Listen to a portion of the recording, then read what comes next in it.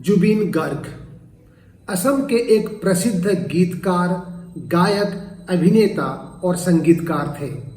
उनका जन्म 18 नवंबर 1972 में हुआ था। उन्होंने लगभग 38,000 से भी गाना गाए हैं अलग अलग भाषाओं में। बिन तेरे न एक पल हो, न बिन तेरे कहीं कल हो, या आली रहम वाली। ये जो गाना था गैंगस्टर मूवी बॉलीवुड का 2006 में ये मूवी आई हुई थी और ये जो गाना था जुबिन गर्ग ने गाया था। ये गाना भारत में यानी कि भारत से बाहर भी इतना पॉपुलर हुआ था कि इस गाने की वजह से 2006 में जुबिन गर्ग को नेशनल अवार्ड मिला था। बॉलीवुड में और भी बहुत सारे गाने जुबिन गर्ग ने गाए थे। जुबिन गर्ग एक सरल और जमीन से जुड़े हुए इंसान थे। उन्हें लोग हार्थरॉप ऑफ असम और music icon of north east India के नाम से बुलाते थे। जुबिन सिर्फ एक म्यूजिक आइकन नहीं थे, वो उनसे भी बहुत बड़े थे। जुबिन एक इंस्टीट्यूशन थे, वो एक इमोशन थे। किसी के लिए इतना प्यार, इतनी दीवानगी और इतनी इज्जत कोई ही किसी को दे। जो हम फैन को जुबिन के अंतिम सफर में देखने को मिला, जो उन्हें मिला असम के लोगों से। असम में लोग उनके लिए पागल हैं। मैं खुद ही जुबिन का एक बहुत बड़ा फैन हूँ।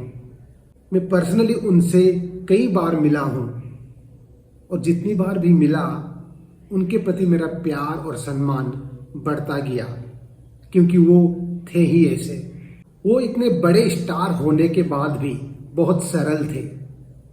न कभी उन्होंने कोई पॉलिटिक्स में ज्वाइन किया या ना ही कोई वीआईपी कल्चर को माना। उन्होंने एक इंटरव्यू में खुद ही बोला था कि उनके फ्रेंड लिस्ट में बहुत सारे गरीब लोग हैं। उनके फ्रेंड लिस्ट में रिक्शा वाला, ठेला वाला और जो रोड साइड दुकान के दुकानदार हैं वो हैं। वो कभी भी कहीं भी अगर जाते हैं, रोड से ट्रेवल कर रहे हों, तो कहीं पे भी रास्ते पे गाड़ी को रुका कर कोई रिक्शा वाला के साथ, ठेला वाला के साथ या फिर दुकानदार के साथ बैठ के बातें करते, उनसे हंसते, वहाँ पे खाना खाते। तो इसी तरह जुबिन लाखों लोगों के दिल में बस गए थे। ऐसे बहुत सारे कहानियां हैं जहाँ पे अगर लोगों को आर्थिक मदद चाहिए होती, जैसे कि कोई मेडिकल का बिल भरना हो या फिर कोई भी, लोग जुबिन गर्ग के घर के बाहर रुकते उनसे मिलने के लिए और जुबिन गर्ग बाहर आते, उनसे मिलते और उनको जो भी मदद होता मदद करते। 19 सितंबर 2025 हम असम वासियों के लिए एक काला दिन था, जब हमें पता चला, जब हमें खबर मिली कि हमारे आइकन जुबिन गर्ग अब इस दुनिया में नहीं रहे। हम ये मानने के लिए तैयार ही नहीं थे। कोई भी जुबिन फैन इस न्यूज को मानने के लिए तैयार नहीं था।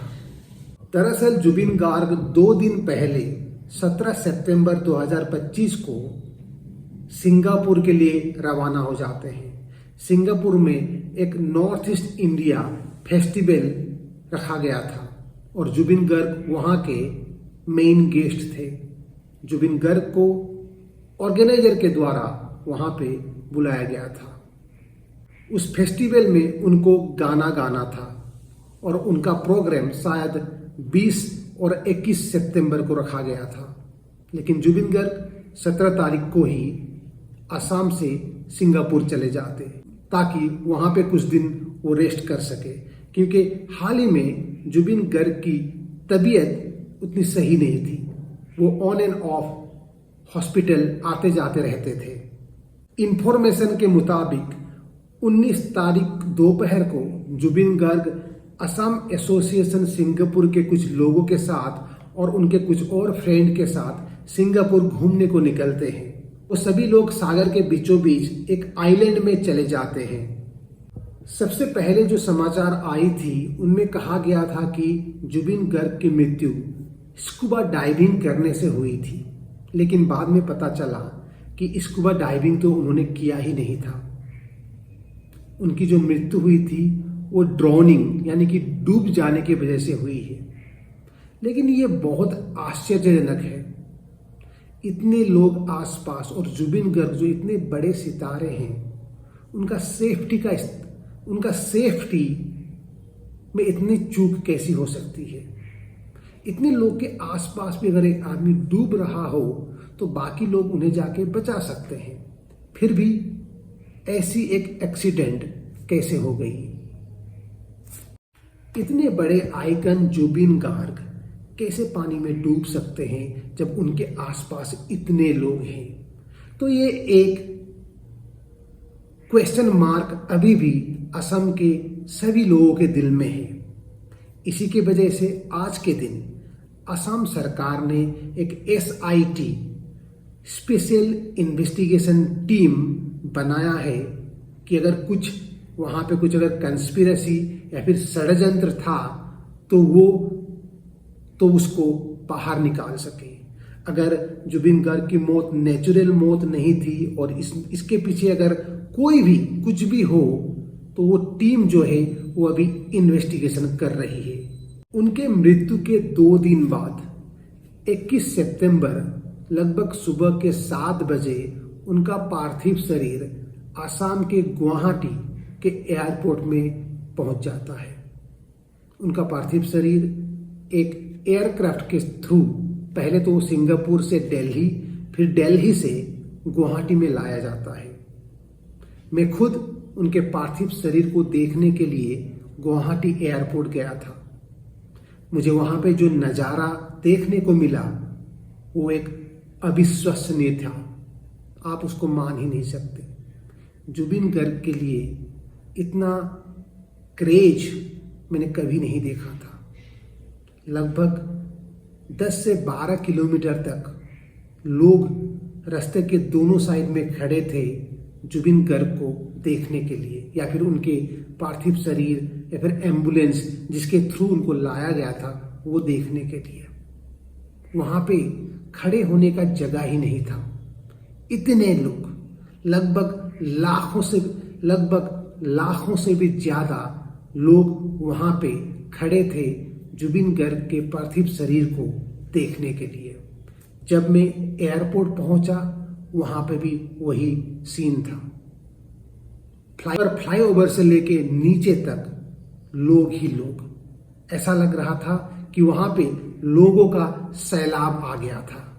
लोग क्रेज थे, लोग रो रहे थे और ये सब नजारा हमें देखने को मिला था उस दिन सुबह, जिस दिन जुबिन गार्ग का पार्थिव शरीर गुवाहाटी में लाया जाता है। अगले 3 दिन तक पूरे गुवाहाटी में वही मंजर था। असम सरकार ने 3 दिन का राष्ट्रीय शोक घोषणा किया था जुबिन गार्ग के लिए। जिस स्टेडियम में उनकी पार्थिव शरीर को रखा गया था, जो सरुसज्जा स्टेडियम नाम से जाना जाता था, वहां पे लोग की भीड़ कभी कमी नहीं हुई।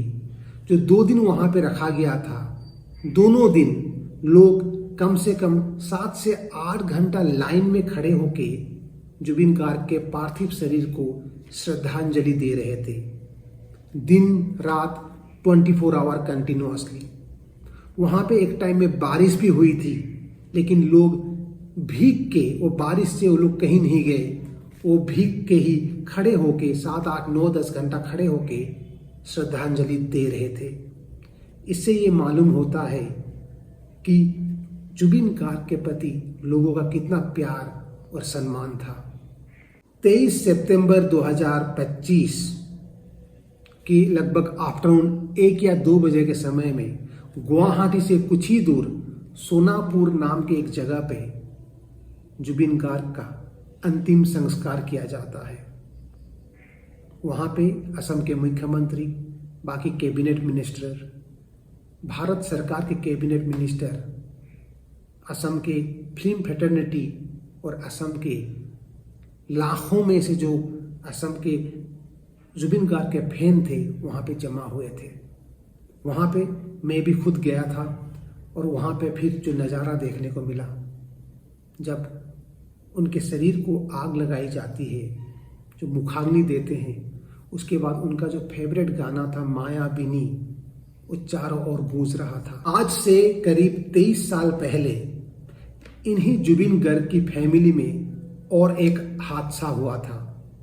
इनकी एक बहन जो खुद एक कलाकार थी, वो एक स्टेज शो में हिस्सा लेने के लिए जा रही थी। तब एक ट्रक उनकी कार को टक्कर मार देती है और यहाँ पे जुबिन गार्ग की बहन का मौत हो जाता था। और आज 23 साल बाद जुबिन गार्ग की भी ऐसे ही एक एक्सीडेंट हो गई है। असम के लोग इस मौत को नेचुरल मौत मानने को तैयार ही नहीं है और हम तैयार रहेंगे भी नहीं। सोशल मीडिया में कुछ वीडियो देखने को मिली, जब वो लोग सागर में जाते हैं आउटिंग के लिए, वहाँ पे ऐसा लग रहा था कि जुबिन गार्ग खुद ज़्यादा स्वस्थ नहीं थे, वो खुद टायर लग रहे थे, शायद वो ज़्यादा कॉन्फिडेंट नहीं थे पानी में जाने के लिए, फिर भी वो चले जाते हैं।